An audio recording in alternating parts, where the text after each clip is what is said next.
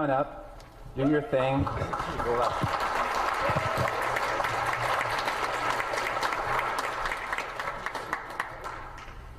Have you ever wondered why Canada is in debt?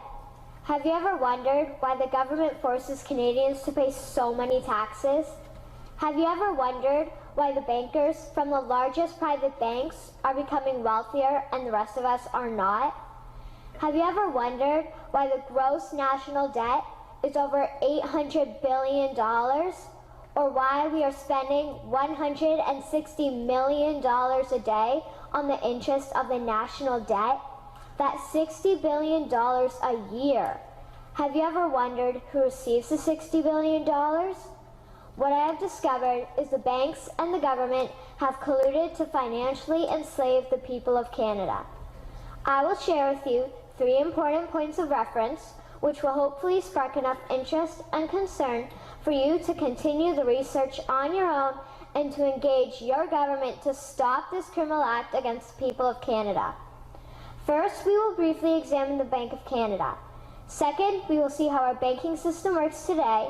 And lastly, I will offer a viable solution that we can petition our government to implement. A very little known figure in Canadian history is J.L. Graham McGeer. He was a lawyer, Member of Parliament, and Mayor of Vancouver.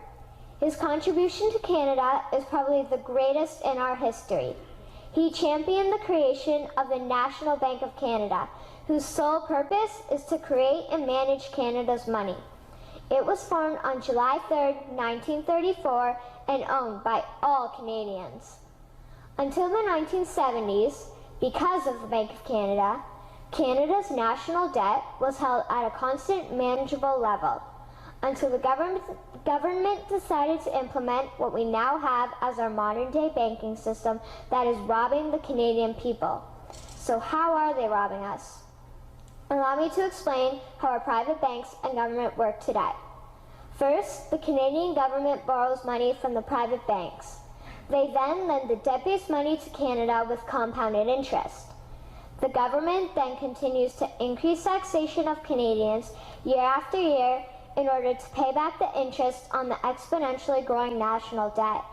What results is inflation, less real money for Canadians to spend into our economy, and the real money being used to pad the pockets of the banks. Also, the government gave the banks the ability to loan out money that doesn't exist in the form of loans. When a bank gives you a mortgage, which literally means a death pledge, or a loan, they don't actually give you money. They click a key on a computer and generate the fake money out of thin air. They don't actually have it in their bank vaults. Presently, the banks only have $4 billion on reserve, but they have loaned out over $1.5 trillion. To quote Graham Towers, each and every time a bank makes a loan, a new bank credit is created. New deposits, brand new money. Broadly speaking, all new money comes out of a bank in the form of loans. As loans are debt, then under the present system, all money is debt. What I find interesting is even Jesus, in Matthew 21, drove out the money changers in the temple because they were manipulating the currency to steal money from the people. The private banks are just like the money changers in Matthew 21. They are defrauding and robbing the people of Canada, thus their freedom, and they need to be stopped. How should the banking system work? In an infamous interview, Mr. McGeer asked Mr. Towers, "Can you tell me why a government with power to create money should give that power away to a private monopoly and then borrow that which Parliament can create itself back at interest to the point of national bankruptcy?" Mr. Towers replied, "If Parliament wants to change the form of operating the banking system, then certainly that is within the powers of Parliament. In other words, if the Canadian government needs money, they can borrow it directly from the Bank of Canada. The people would then pay fair taxes to repay the Bank of Canada. This tax money would in turn get injected back into our economic infrastructure and the debt would be wiped out. Canadians would again prosper with real money as the foundation of our economic structure and not debt money.